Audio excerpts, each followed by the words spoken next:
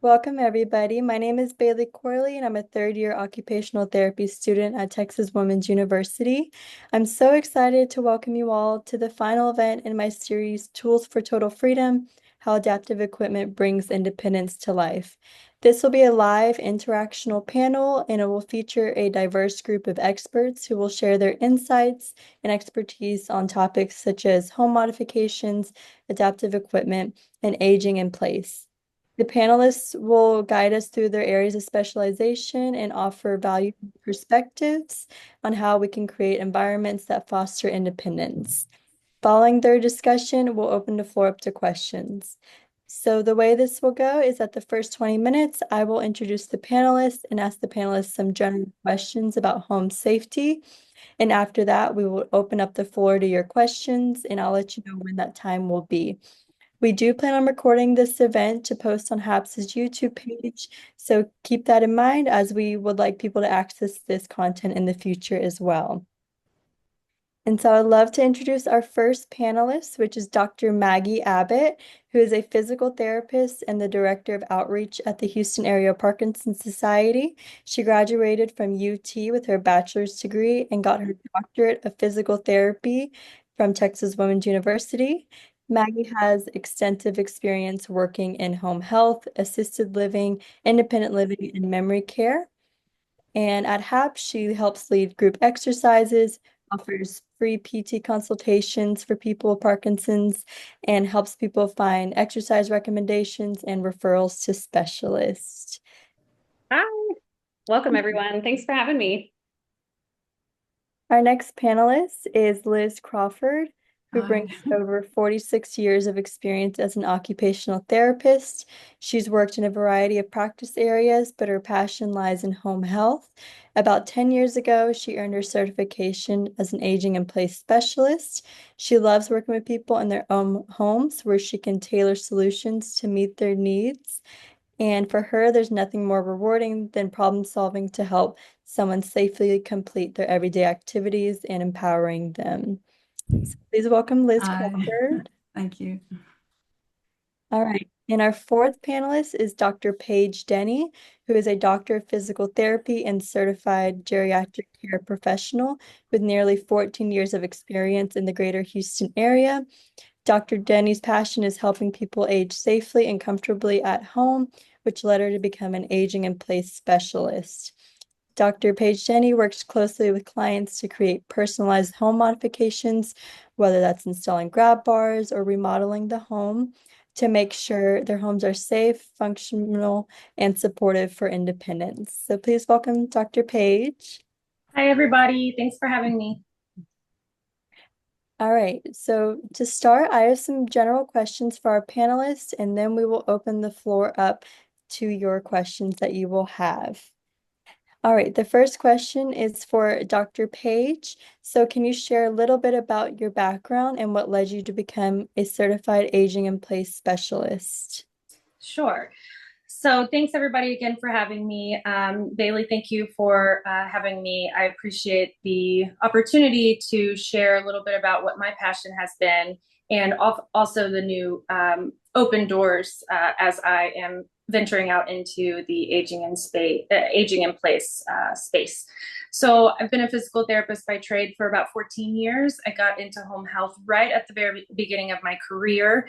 And I started noticing right at the very beginning all of the gaps of where people were lacking in resources, they were lacking in care, and where they really were struggling in the home when we were coming in and doing our best to improve their functional mobility or help them return to their prior level of function. But we were just running into these dead ends and barricades because financial limitations, insurance wasn't covering these things, or doctors were not comfortable because of liability making referrals to the proper resources for the clientele to get help in the home to make their space functional, to make it safe, and to restore their independence. So I did a little bit of digging, and I've been in the field for quite some time now.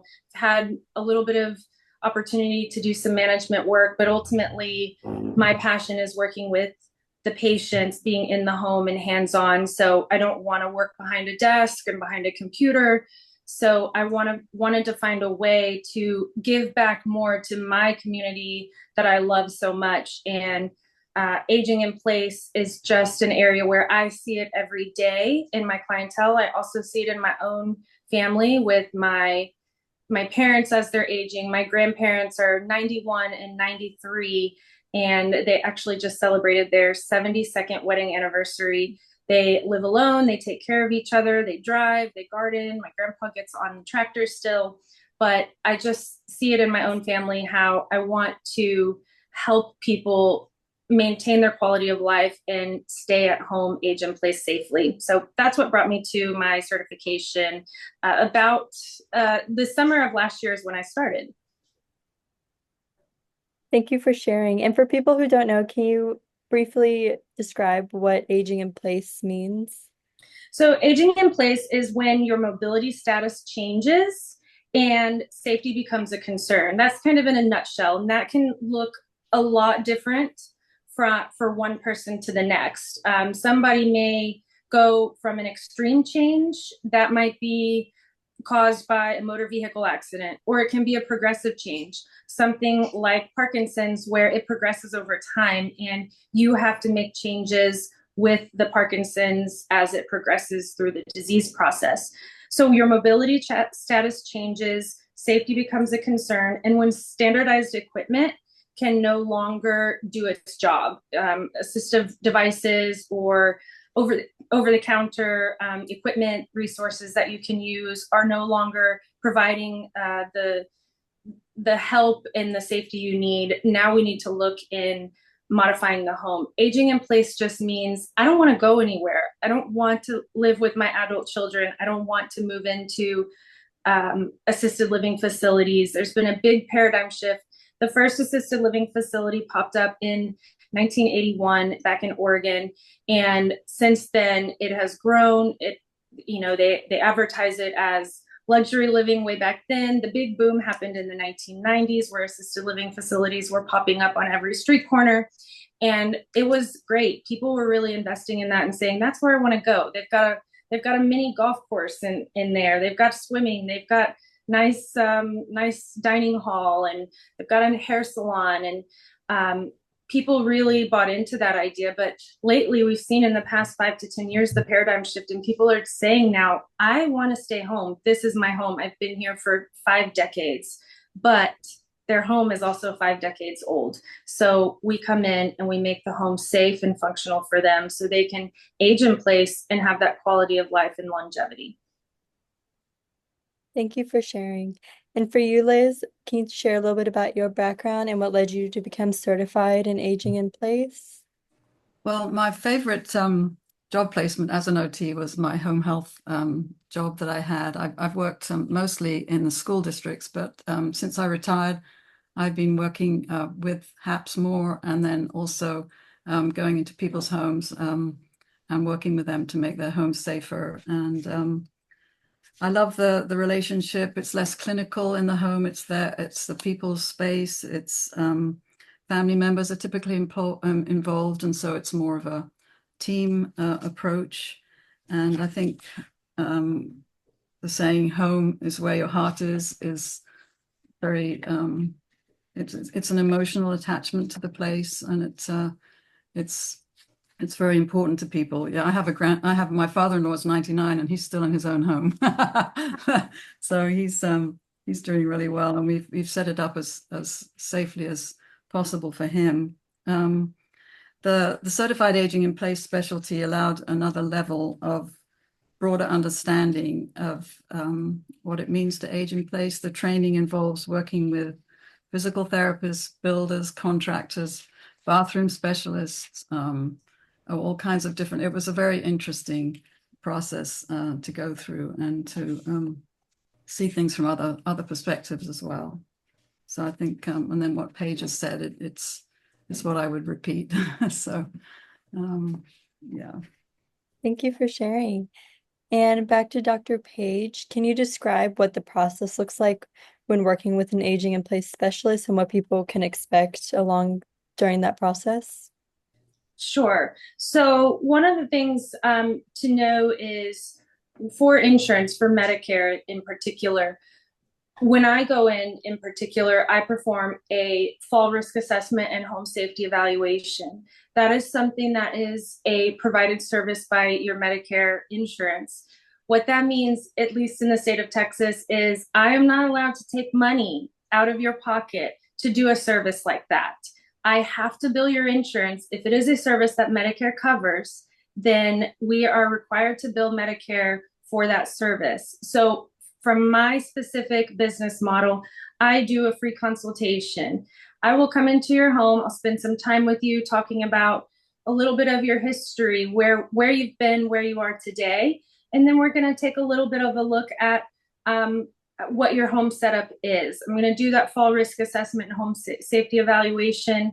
And the first thing we'll do is we'll make some quick fixes. Those are going to be some things that you can do on your own. Taking floor mats or rugs up, that might be a fall risk. Changing the type of light bulb you're using, because the brightness of a light bulb actually can affect your safety in the home if it's low light, dim light, bright light, white light, yellow light, those kinds of things. If we need to move the furniture, rearrange furniture, we can do things like that. So those are some quick fixes that we can do from a fall risk assessment, home safety evaluation in the home that we can do immediately, and I can offer those right there. Then we sit down and we talk about some of the more important things, or the more invasive suggestions and recommendations that I would make from a home modification standpoint. I'm going to tell you that you may need to pull up carpet and switch to hard flooring if your loved one is now potentially in a wheelchair and they have difficulty mobilizing over that carpet. We may talk about widening doorways so a wheelchair can fit into a room or a bathroom.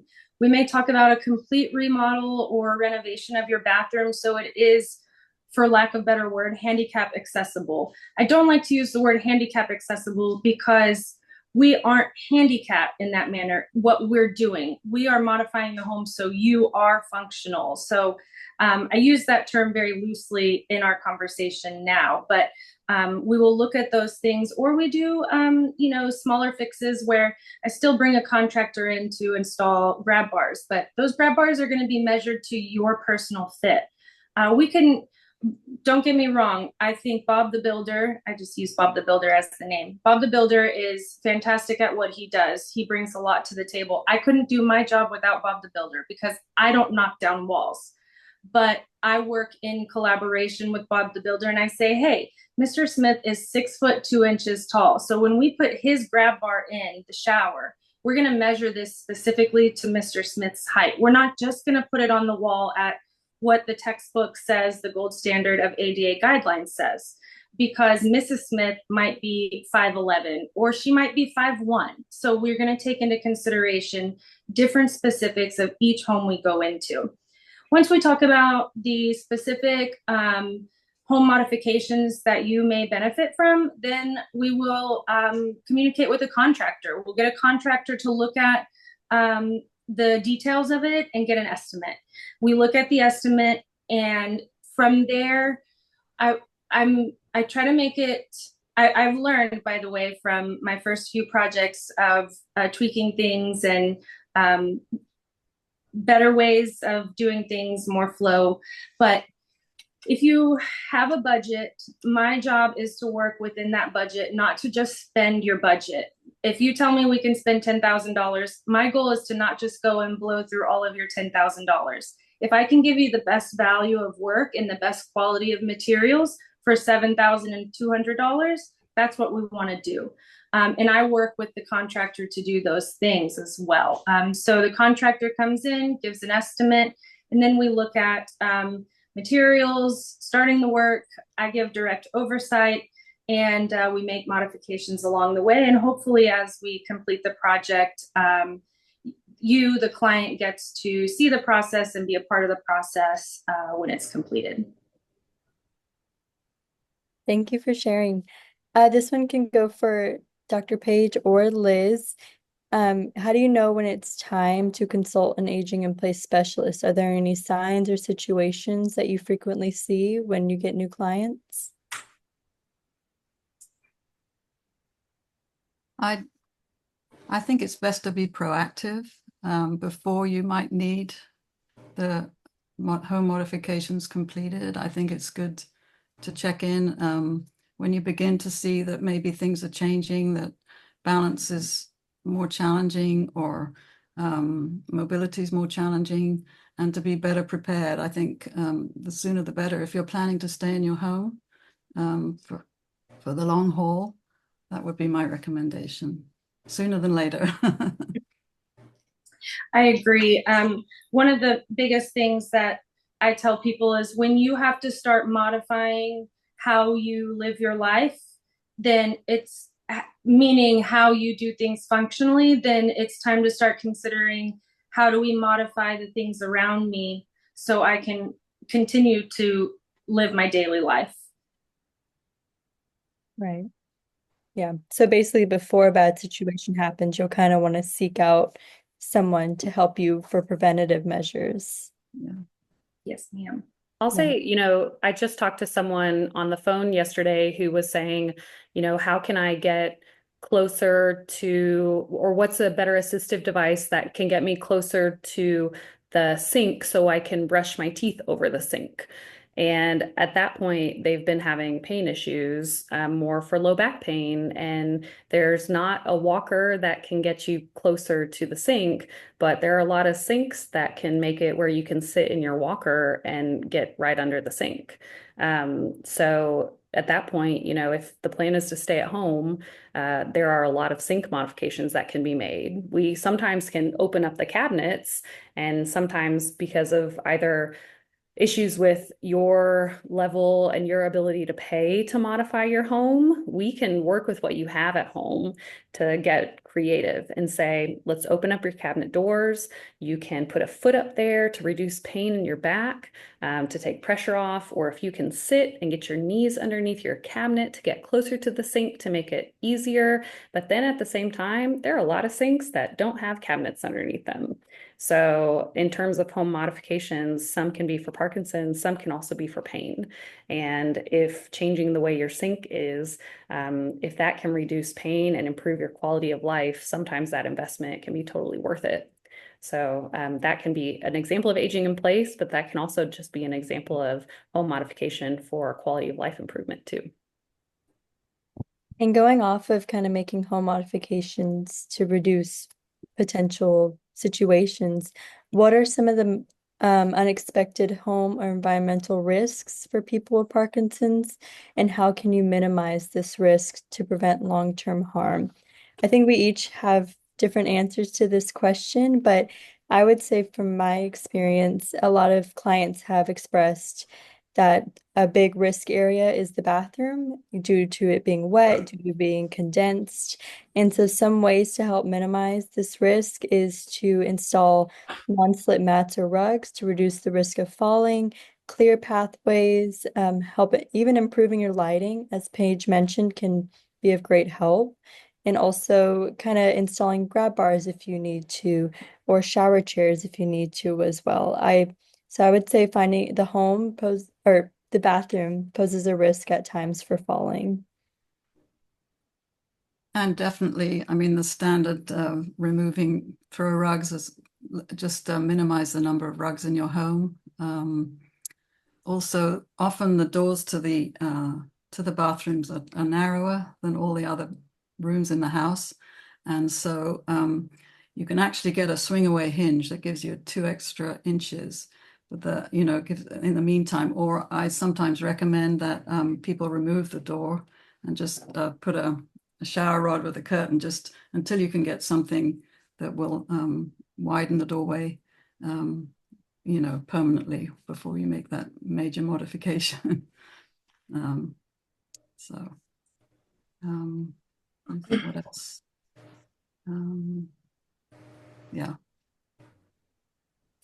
I think one of the big things, this kind of goes with another question you may or may not get to, so I won't say too much onto it, but an unexpected risk and threat that I think people don't realize is when they're not using their assistive devices and their equipment properly.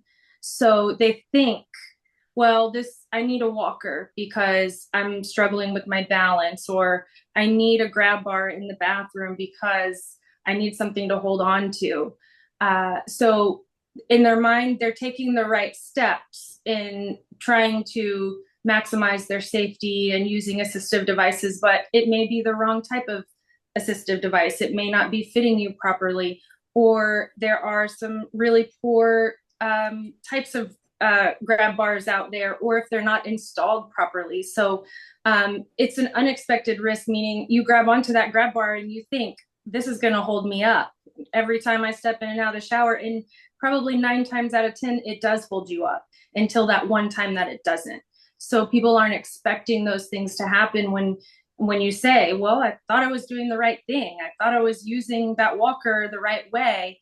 And one of the biggest ones that I see is the upright walkers, the ones that get you standing nice and tall, and they're very big, they're very bulky, very heavy, but they require a lot of core strength and stability and control. They require a lot of control of your steps and your feet and your walking. So that is an area where I see unexpected risks and unintended consequences for people when they don't use their equipment the right way, but they think they are. When I did home health, and even asking people when, say, we were talking from the hospital or outpatient therapy, but especially in home health, when we go into the bathroom and look at that transition from getting out of a bathtub shower onto the regular floor. And there's that bathroom towel rack right there. And so when we talk about, well, how do you do with your balance stepping out? No, balance is fine. Balance is great. Do you have to hold on to anything? No, but okay, go ahead and show me. And every time there's that touch to the towel rack, right? And so are you holding on to anything? No, not holding on to anything, but every time that hand goes to that towel rack. And so you tell me, no, you're not holding on to anything, but you're always grabbing onto that towel rack. And so a lot of times people don't identify up here that holding on to a towel rack is actually using a towel rack as a grab bar. So if every time you're getting out of the bathtub, which of course you are, because we want to have something there for safety, and it's smart to have your hands on something for safety, but a towel rack is not a grab bar, and a towel rack is not meant to be a grab bar, and it's the first thing that's going to come out, and that's how a lot of people end up falling and breaking their hips. And so if you find yourself and notice that, just be noticeable, don't be judgmental about it. That's what therapists get to be there for, is to give you that judgment, but safety first. If you notice that you are touching for something, grabbing for something, but if you're touching and grabbing for that towel rack every single time you're stepping out of your shower, even if it's just a threshold, stepping over a threshold, that is your body wanting to have something to hold on to, which is good for safety, but that towel rack is not a grab bar. So that's kind of your sign that, one, if you're not doing anything for balance training, then it's probably time to do something for balance training. And two, if you don't have any grab bars installed around the bathroom, then it probably is time to consider that there needs to be something safer and more permanent. So if you are going for that towel rack, one, it becomes a habit, and that habit is really also hard to break. But I have worked with more than a handful and a feetful of people who have come to the hospital to get pins in their hips. And not to say that that's going to happen to every single person, but it's just something to notice, that if you have gotten into that habit, it's time for some balance training. And it's also time for possibly some home modifications to figure out how to have a safer place to have something to grab onto. So balance and and holding on to things at the home is good. It gives you more proprioceptive input, and especially in the bathroom where a lot of falls and slips can happen. But it's also important to know that, you know, when we're thinking about balance, our first answer is like, no, I'm not holding on to anything. But if you're even touching that towel rack every single time, in fact, yes, you are. So just that's how it goes. And towel racks are not grab bars. Got it, friends? And Maggie, going off of that, we had a question submitted about a client who experiences balance challenges and they're interested in getting PT, but also improving general fitness. They're wondering if it's possible to do both at the same time. That is such a great question. Yes. So, physical therapists are your mobility experts. They are experts in helping with balance, but also with fitness. So, yeah, and those are great goals. Having goals that you want to tell your physical therapist about. Yes, physical therapists can definitely help with fitness and with balance. So, I'm happy to with HAPS to help answer that specific, like, how do you find a physical therapist, one who's good with Parkinson's and who can help get you those fitness goals, what to do. I can talk briefly about that with you too, but yeah, those are the perfect things for physical therapists to work on. We can work on both fitness and balance at the same time, for sure. And you can seek your therapy services in many different venues. So, depending on your functional level at the time, if you don't have any acute medical ailments going on at the time, you might be at your highest functional level and you can go to a clinic to receive your therapy where they have more resources and equipment and they can challenge you at a higher level. But let's say you come out of the hospital and you're not at your highest functional level. That's when you talk to your doctor and you ask for home health therapy and you get someone like myself to come in, and we are going to utilize your home space as your gym. We're going to use your stairs as an exercise tool. We are going to practice getting in and out of your bed and make that an exercise. We're going to give you a home exercise program and things that you can do on a daily basis. I tell all of my patients, all of my clients, the exercises we give you, they will never go out of style. They will always be good for you. So you can do them today, tomorrow, and 10 years from now. They will never be bad for your body. And you may not see or feel from the exercise itself that the exercise is getting easier or the exercise is making you stronger and you see a muscle getting larger. But where you will see that the exercises are helping is that your functional mobility is improving. It's like, hey, that was not as hard for me to get up from my recliner as it was a month ago. I just popped right up. Or my wife didn't have to help me get out of the bed this time because those exercises are working. They're improving your overall strength and mobility so you can perform your functional activities at a higher level of independence and a higher level of mobility. I guess too, since this is Occupational Therapy Month, and since we have Liz here, who's been with HAPS for 18 years now, both teaching exercises, and Bailey, since you are a future occupational therapist, congratulations and happy OT month to you both.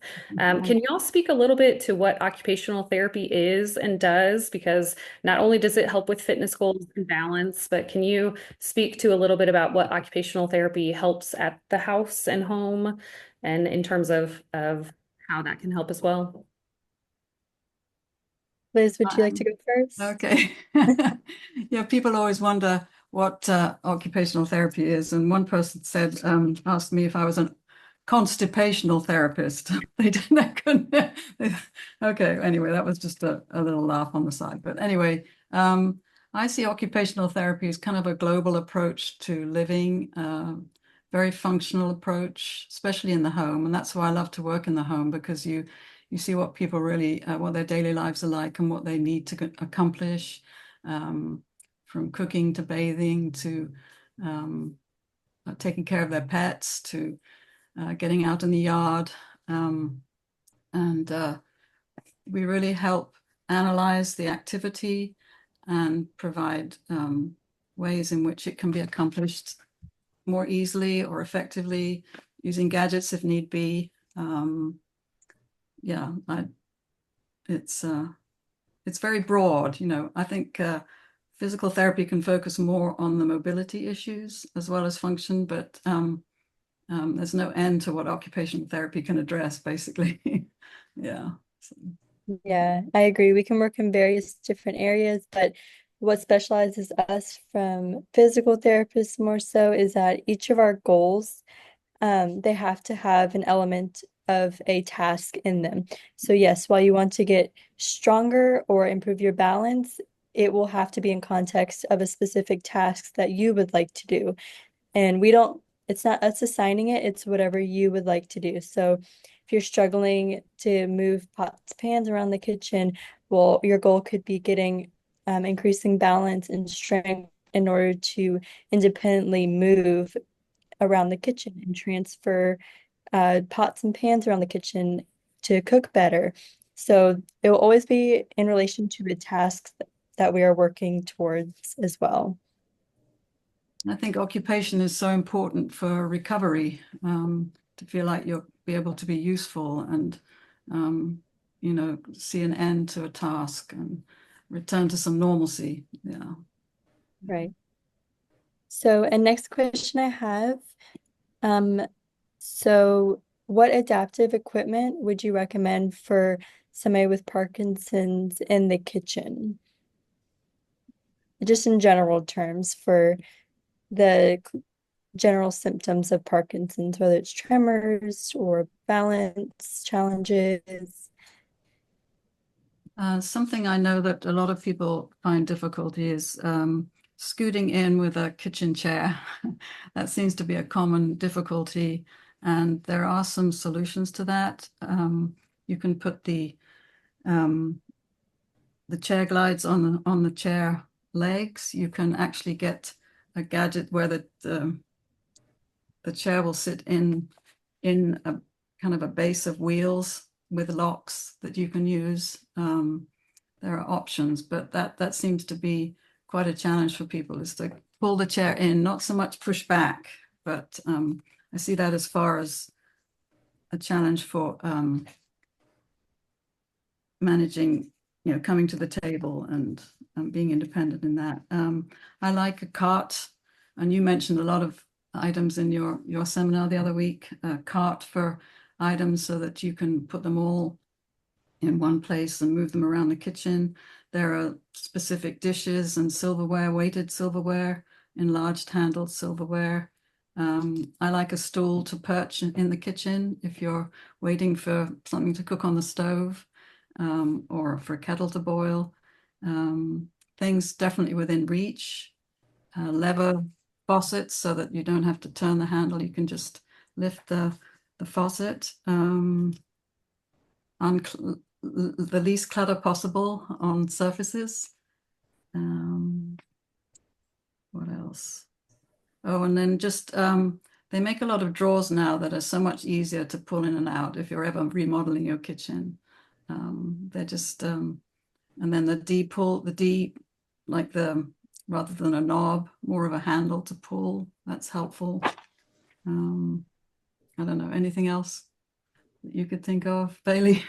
You made such a good presentation the other day. Thank you. There's so many gadgets. If you like to Right. cook, it depends. A lot of people aren't cooking so much anymore. So, One thing I always like and I have in my home is Dyson, which is the non-slip mat. It's great for everybody and anybody. It just helps things from sliding around or accidentally knocking over. It just kind of provides a not sticky, but grip on the surface for you to put pots and pans when you're whisking, or if you need to put a plate there if you're having tremors in that moment. It helps with keeping whatever's on it stable. Yes, Dyson. And quickly before we open up the floor to some of y'all's questions, we had a question submitted about a client who lives in an older home that needs updating, and they are wondering general advice about starting a remodel so that they can age in place successfully. Liz, would you like to take it and Paige add on Sure. as well? This is a great question. And like I said before, it's really good to be proactive and look ahead before you might actually need something. It can be extremely overwhelming to think, well, where do I begin? And as we've said, many people have said about the bathroom, and I think that is a critical place where most of the falls occur.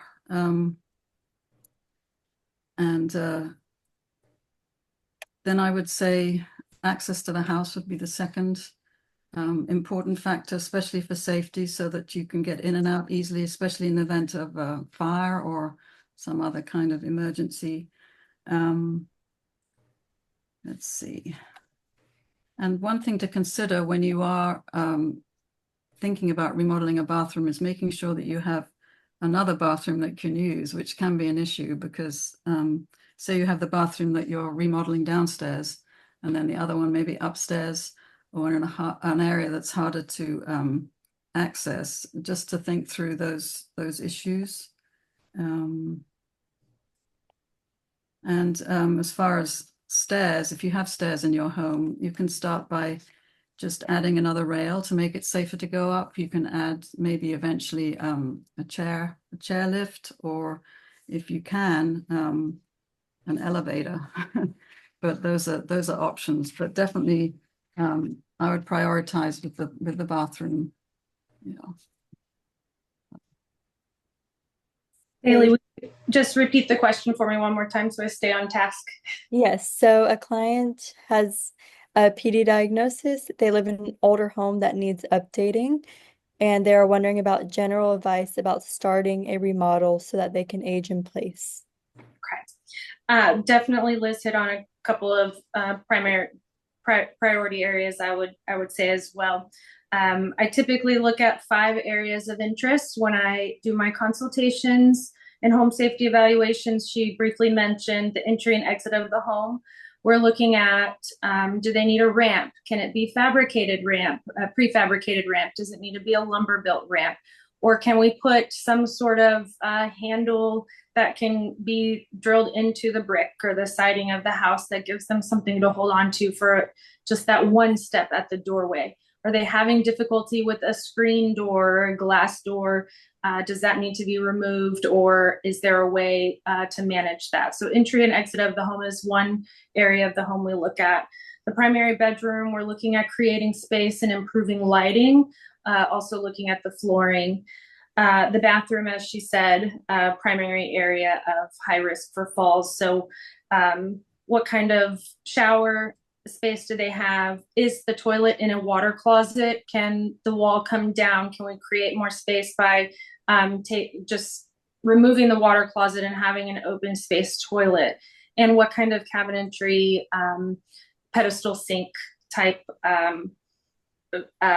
renovation can you do there? Then I look at open space. And what I mean by open space is other passable areas of the home. Are your hallways and passageways narrow? Do we need to widen doorways? Do we need to pull up carpet? Do we need to, as I said earlier, reorganize furniture? And then lastly, looking at the kitchen. Again, it's already been touched on, so I won't go into much detail, but one of the big areas we see a lot is the microwave. It's very common that the microwave is suspended in the air above the stove or the oven, and people can't reach that if they're in a wheelchair. So can we bring that down to the countertop? Can we bring utensils and dishware down to the lower level cabinetry space? Can we change them to pull out drawers versus just cabinetry where they're very deep into the back of the cabinetry? So those are just some modifications areas to look at, but mostly for lack of a better word for all of this is plan financially.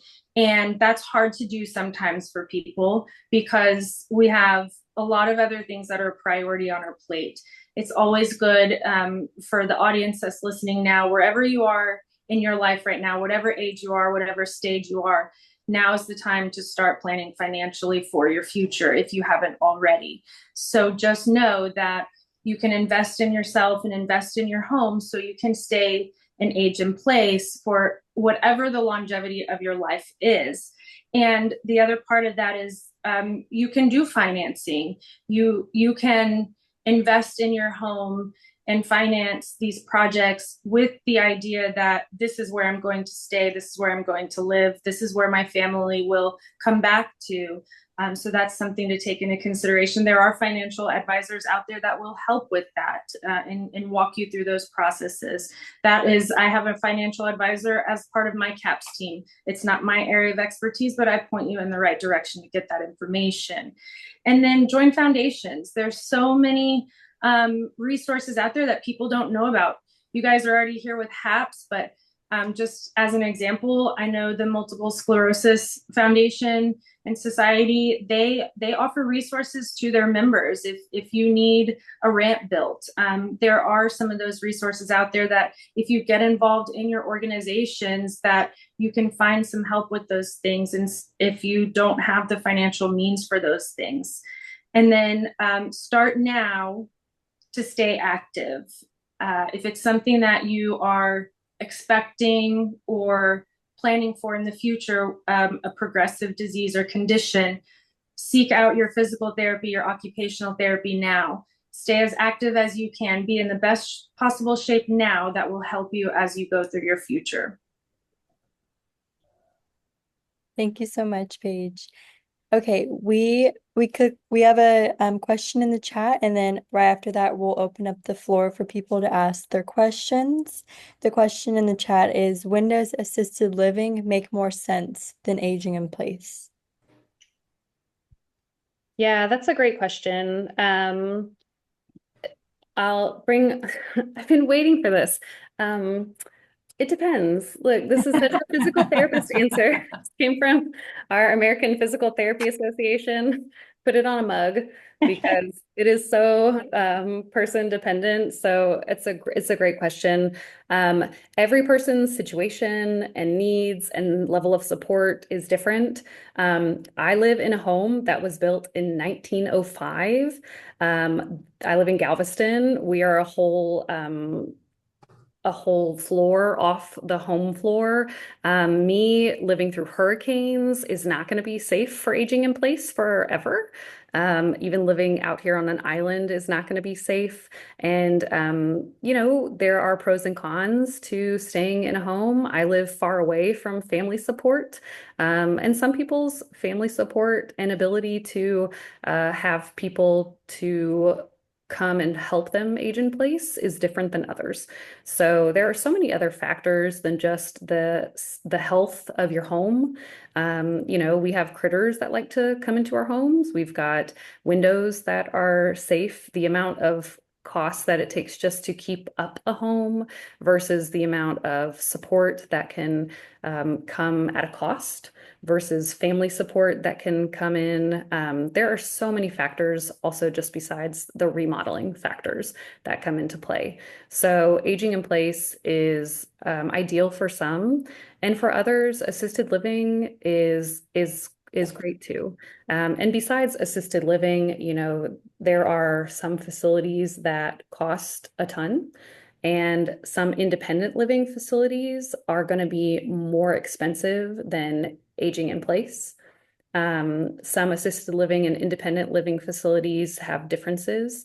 So I think a lot of aging in place and aging in general is going to be educating yourself about it. So this is a really good start to that because the health of your home, the age of your home, the cost of foundation repair and roof repair and where you live, if you live near a more hurricane proof or hurricane prone area versus an area that's more or less hurricane proof, I keep saying proof, but hurricane prone area versus living in an independent living facility where you're still having to do everything for yourself, but you're paying for meals. And say you're paying for meals in an independent living facility, but yet you still have to make all your own meals yourself, but basically live on a facility where you're paying for meals, but you stay in your apartment and make your own meals.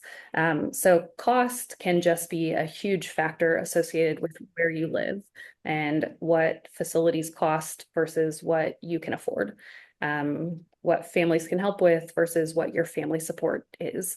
So what home care companies offer versus what you're able to and want and need. So HAPS is a really great organization because we've got social workers and like Celeste Harris, who's our director of social support. And she can help facilitate some of these conversations and talk about where you are now. You can think about what your needs are now and what you might anticipate future needs being. So if you're not really sure about what your needs are and you're thinking maybe 5 years in the future or 10 years in the future, that might be a good place to start, is maybe making a time to talk to Celeste or call the HAPS office and maybe talk about this.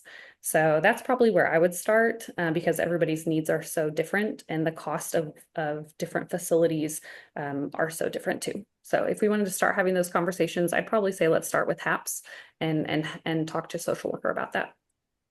I would like to offer that aging in place, it's not a badge of honor to stay in your own home. And aging in place can happen. I mean, your home is where you are. You might have certain needs if you are in an assisted living situation or in an independent living, more likely in an independent living situation, where you would need some modifications for that environment. So I don't think it has to actually, aging in place doesn't actually have to happen in your own home. Does that make sense? It can happen, you know. I agree, Liz, and just similar to what you're saying, it's not so much about aging in place. What we do is we help promote aging in place in a safe and functional manner and as independently as possible. But to me, the key words to this is quality of life.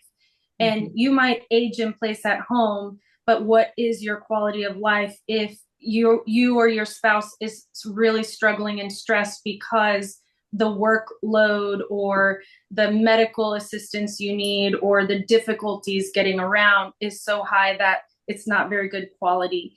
But if you were in a facility where you had nurses and you had extra hands to help and you had meals provided, that took a load of stress off of you and you were much happier and stress-free. So it's not so much where you're aging, but the quality of life that you seek will tell you where you should be. And our job is to help you age in place at home until quality of life is compromised. And then you have to make a decision for the next phase of your life. These are all great points. Thank you so much. We have another question that in the chat, and it was, what are opinions on walk-in bathtubs? Oh,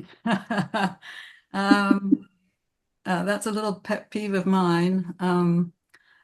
Maybe you all, I don't want to judge anyone I for don't like having them one, either. but it's not really a walk-in, it's a step in to start with. And then you have to think about, well, some of them do have warming seats that make it a little more comfortable as the water fills, but it's not terribly comfortable to sit there and just wait for the water to fill up. And I personally don't recommend them. I mean, if someone has them, that's fine, but I wouldn't recommend them myself. Yeah, people also forget that you have to wait for the entire bath to drain before you can get out. Yeah. So and it can get cold. You can get cold. You have to have a really big hot water heater to have enough hot water to fill the whole thing up too. I think that they work for somebody who has a preference for that, who just really wants to take a bath and they're soakers. It is an alternative to getting in a bath, in a tub. I think it is suitable for a very small percentage of the population when we're looking at the functional mobility aspect of using that apparatus. As you said, the step to get in is a large threshold. It is a very narrow entrance through that door. It is not, if you are wide in the hips, if you have a belly, you're going to have to squeeze in this probably 12 to 16 inch little door that swings open. So the practicality of it, for the small percentage of people that use it, to me, it just doesn't fit the masses.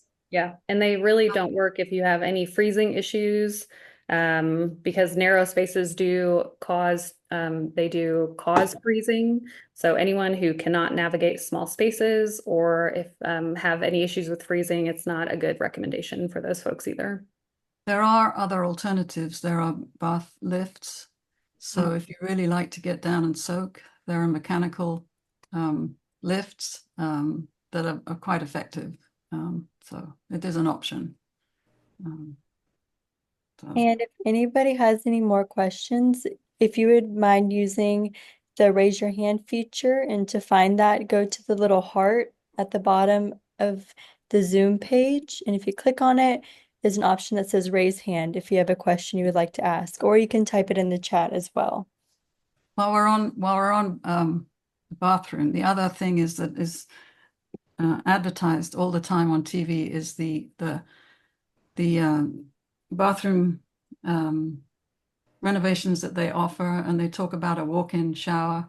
But if you look carefully, it actually has a step. So they talk about a walk-in shower, but it's actually a step-in shower, really. And I wish they would change that wording, because it's not curbless. It's not a universal curbless shower stall. It's a step up into, yeah. So just another of my pet peeves. I think it's an area where definitely words matter and those details matter. Yeah. I think they get away with using those words because technically you are walking in, you know, as you step over, you're walking in, but there is a threshold there. And it can be confusing to people if they think they're getting something with no threshold down there, or zero entry level there, where you could roll in or shuffle, scoot your feet in. But that's not the case. Those prefabricated shower installation kits, they definitely have a threshold. Yep. What about if someone has visual impairments or low vision? Any other modification ideas or suggestions? I'm not sure part of the house, but any suggestions that you might recommend? That's a great question. We use a lot of contrast coloring for visual impairments. We use task lighting as a modification as well. Task lighting has to do with sometimes, depending on your visual impairment, we want to light up just your immediate area. You know, that's when you're sitting and you're reading a book and you have a light hanging right over you because it's here, but you don't want any distraction from the area around you. So you don't want to turn your overhead light on that lights up the whole room. Or let's say in the kitchen, you may want bright light. You may want your overhead light because you need to see all the counter space or all of the flooring for safety measures. In the bathroom, sometimes we use a dimmer light switch because of the water that could be on the floor. If it's bright, you may not see the reflective pattern. With the dimmer light, you can actually almost see the puddle. So we use task lighting sometimes, and then also, again, talking a little bit about color contrasting. So the color of your tile and floor, switching from one room to another, from your bathroom to your carpet in your bedroom, so they have enough of a visual with the contrast coloring to see where they're changing rooms. Or if you don't want them to stub their toe on the cabinetry in the bathroom or turning a corner, maybe the cabinetry is a dark color but the floor tiling is a light color, or vice versa. So that can help with visual impairments or disturbances by using your color contrasting and your task lighting. And going off of that, with the contrast, if there's any thresholds in the house, whether that's in the garage or even the small ones that are in a doorway, you can put bright concrete tape before or after the threshold so that you can see. It helps with your depth perception to kind of know when to step up or down. That can help as well. There's also sensor lighting, you know, for nighttime use. That's, you know, when you're walking to the bathroom, it'll light the way as you walk. So those are effective. Okay, we had another question in the chat, and it is, about average cost to expect for aging in place services or remodeling services. I feel like we need Maggie's mug. It depends.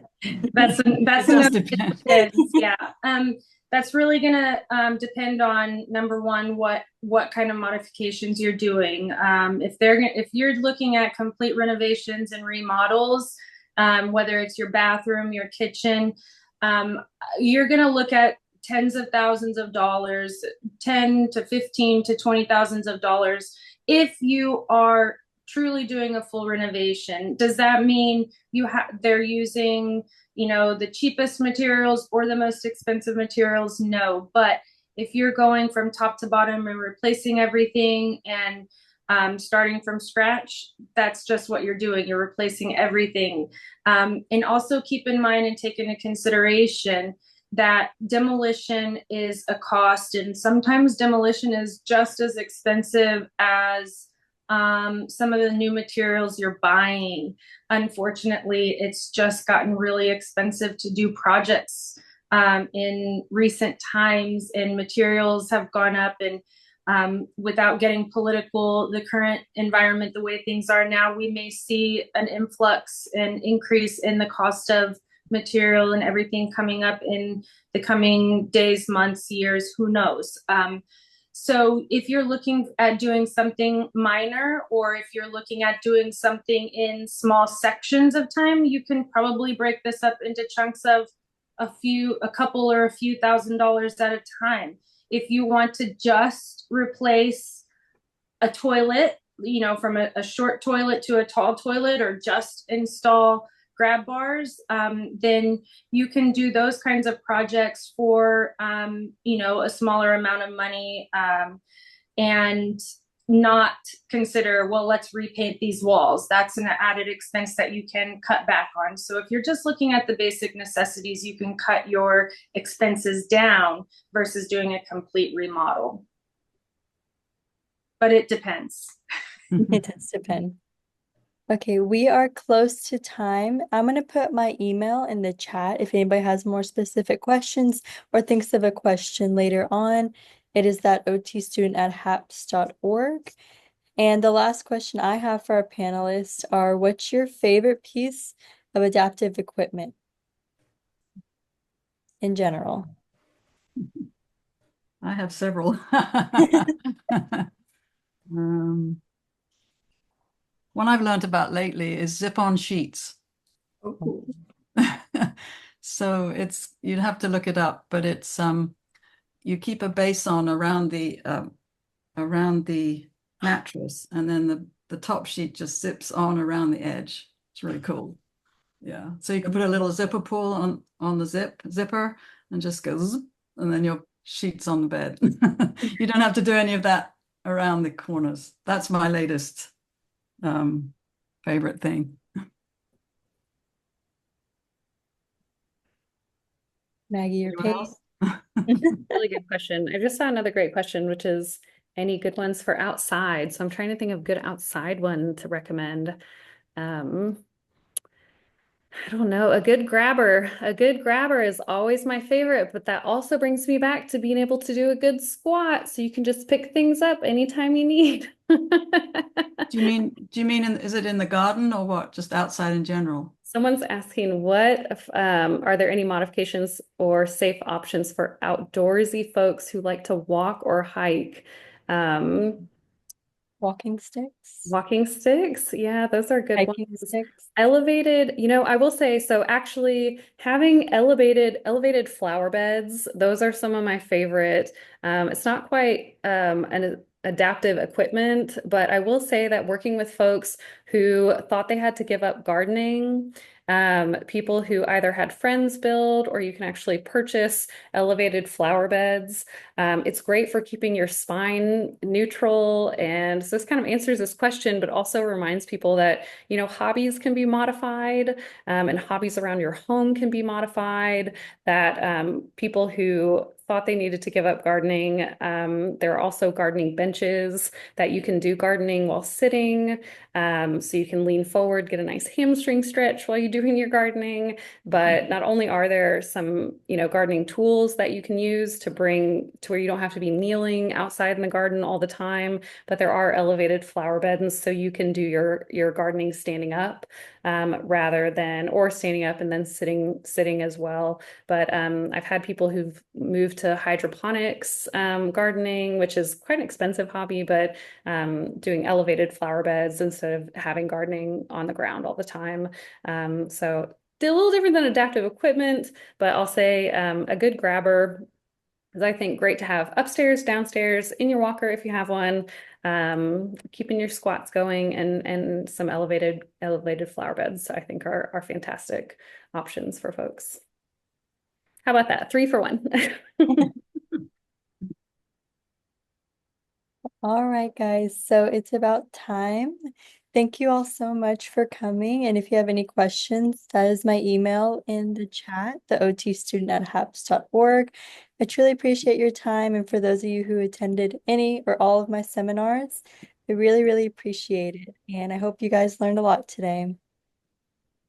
Thank you. Okay, bye. And thank you to all of our panelists. And good luck on your boards. Yeah, thank you. You'll be fine. Thank you. Thank y'all so much. Okay, Thanks for bye-bye. joining. Thank you. Bye-bye. Thank you.